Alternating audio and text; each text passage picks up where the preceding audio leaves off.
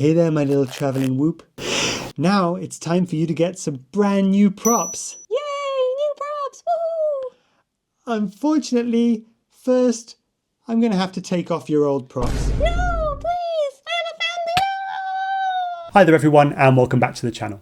Today's video is going to be a TinyWhoop tiny prop testing video because we're testing a bunch of different 31mm props to find the very best prop for a TinyWhoop. This TinyWhoop. This is the traveling TinyWhoop from Jesse Perkins, and we are going to be sciencing the snot out of this thing over the next few days. I'm going to be finding the best props and the best motors to put on this little drone, and I'm going to be hooking it up with an awesome tune before I send it on. Make sure you like and subscribe to the channel so you see all of those videos as they come out, and you can follow along with me as I pimp this TinyWhoop. It's going to be amazing. But before that, we have to find the best props to put on this thing. And for that, we're going to be taking a look at some thrust test data. We're going to be going through the different trade-offs that you've got to make when choosing a prop. And of course, we're going to be picking the best one. So it's a lot to cover in one video. Let's not waste any more time. Let's dive right into it. So let me take you quickly through the props we're going to be looking at today. From Gemfan, we have their 1208 tri-blade and 1219S tri-blade. From T-Motor, we have their 1219-9 tri-blade prop. And from HQ, we have their 31mm bi-blade, their 31mm tri-blade and 31mm four-bladed prop, as well as their new ultralight 31mm tri-blade as well. Before we dive straight into the test results, I wanted to take a moment to show you how I test these tiny little motors and props and what a test actually looks like. Before we dive into the testing, I wanted to show you the test setup that we're going to be using to collect the data and the modifications that I've made to it in order to be able to test props this small. Our test motor is an RCM Power 0802 27,000 kV motor, and you can see it stood off from the test stand on this 3D print to line it up with the optical RPM sensor. The motor is connected to a piece of race wire and run back through some thick wires to a separate BL Heli S 1 to 2S ESC, which is what we're going to be using to drive the motor. The main power source is this Molicel P45B lithium ion, and I also have a power supply set to 4 volts, keeping everything topped up during the testing.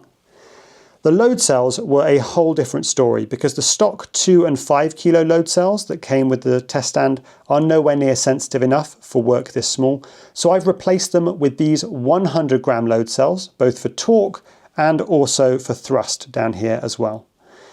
I've also had to recalibrate everything when I changed the load cells, and I got to use these super cute, super tiny test masses. This is a 2 gram calibration mass.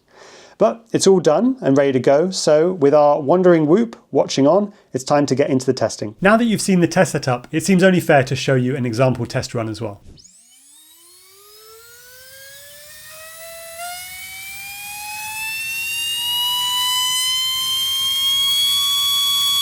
So now you've seen how all of the data has been collected, it's time to look at the results and see how all of these different props performed. Let's start by talking about the mass of these props, and there is a huge variation here, with the HQ 31mm x 4 being fully double the weight of the HQ ultralight 31mm x 3, which is really living up to its name.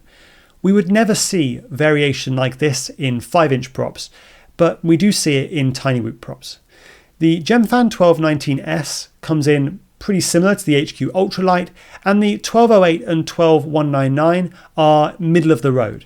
But it's these older HQ 31mm props that are heavier, with the bi-blade prop being heavier than all of the other tri-blades, which is again something you'd never see in something like a 5-inch quad. In terms of mass, it's not just the weight that you have to lift, but it's also the rotational mass of these props, which is going to affect how fast the motors spin up and spin down. So all else equal, I would definitely recommend always choosing a lighter weight prop because it's going to be more responsive. It's going to accelerate and decelerate more quickly, and that's going to help with the responsiveness of the whole quad. The next chart I wanted to look at was the thrust versus RPM chart because we can learn a lot about performance from this plot. Starting by looking at a certain RPM, let's say 45,000, we can see how much thrust each prop produces at the same RPM. And as we would expect, the 31mm bi-blade produces the least because it's got the fewest blades, and the 31mm four-bladed prop produces the most because it's got the most blades. Interestingly, the T-Motor M12199 prop produces the same amount of thrust pretty much as the HQ 31mm x 4, despite having one fewer blades. So you can see that that T-Motor prop is a pretty aggressive prop in terms of pitch and chord. Coming up to the top of the chart, we can see the maximum amount of thrust that all of these props are able to produce. And honestly, there is not as much variation here as I was expecting. Normally for larger quads like 5-inch props, you would expect to see a big difference between a bi-blade and a tri-blade prop, and a big difference between a tri-blade and a 4-bladed prop. But we don't really see that here. All of these props produce about 40 grams of thrust, give or take, and there's only a few percent between each of them. The best performing prop is the HQ Ultralight 31mm. That produces the most thrust out of all the props on test and therefore is best matched to this particular motor. But there's not a huge amount to choose between all these other props in terms of their maximum thrust, with the HQ 31mm by 3 producing the least. The next chart to look at is efficiency, and some TinyWhoop racers tell me that this is the most important parameter for them because they're just looking to get the maximum efficiency out of their TinyWhoops for racing so that they can be higher in the throttle and go faster for longer. Overall, the efficiency of all of these props is not that dissimilar, and the efficiency of tiny props like this is a lot lower than for larger props. We're down at 1.4, 1.6 grams per watt. It's really very low. But there is a bit of an advantage in terms of efficiency for 3 props here: the HQ 31mm by 2, the Gemfan 1208 tri-blade prop, and also the HQ Ultralight 31mm by 3. Those 3 props do reasonably well and a little bit better than the others. The worst performers in terms of efficiency are the HQ 31mm by 3 and 31mm by 4. Those older tri-blade and quad blade props not doing so well in terms of efficiency, and clearly HQ have improved a lot with this new ultralight tri-blade. The final chart I wanted to share with you is a chart to do with Propwash. And I measure a prop's susceptibility to Propwash using something called the advance ratio. This is the ratio between the axial flow velocity of air down through the prop and its tangential prop tip speed. Long story short, props with a large advance ratio have a relatively low tip speed for a given axial flow velocity, and that means that in adverse flow conditions where you're doing a sharp 180 turn or you're falling back down through turbulent air, those types of props are more likely to stall. And if you get the propeller blade stall, you suddenly lose thrust, and that causes the shudder and wobbles that you see in Propwash.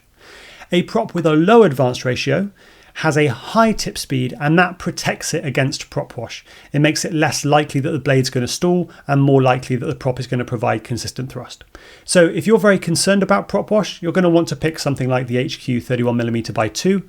Bi-blade props are always good for Propwash because they always have a pretty high tip speed for the amount of axial downflow that's going through them. If you're wanting a tri-blade prop, something like the Gemfan 1208 is also doing well, and the HQ 31mm by 3, the Gemfan 1219S and the HQ Ultralight are all pretty similar in the middle. If you're worried about Propwash, steer clear of the T-Motor M12199 and the HQ 31mm by 4, as they're going to be more susceptible in my experience to Propwash than the other props in this chart. So now that we've looked at all of this test data, what can we surmise in terms of conclusions? Well, the best prop overall from my testing is the HQ Ultralight 31mm by 3. That performs best overall when you take into account weight, thrust, advance ratio, and efficiency.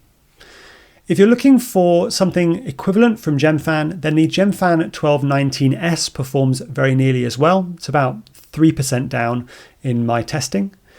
If you're then looking at a prop to go really fast, the T-Motor M12199 is a good choice. That's a very steeply pitched prop with a large advance ratio. It's going to give you a high top speed, but it's not the most efficient and is going to be hard on your battery and susceptible to Propwash. If you are focused on Propwash handling and you want the smoothest possible prop, then check out the Gemfan 1208. It's got a very light pitch. That's going to make it smoother and less susceptible to Propwash than the other props, but it does give up a bit in terms of performance. The only props that I would probably not recommend are the older HQ 31mm, the bi-blade, tri-blade and 4-blade prop. They're all pretty heavy, not so efficient, and don't produce more thrust than something like the HQ Ultralight 31 by 3. So I'd probably steer clear of those, but the other props are good depending on what you're looking for. If you're looking to pick up any of the props that I've tested today, then check out the links down in the video description. They are affiliate links, which means that if you click on them and make a purchase, I get a small commission and it doesn't cost you anything and you're helping support the channel. It really is win-win. That's all I have for you for today. So until next time, I wish you all very, very happy flying.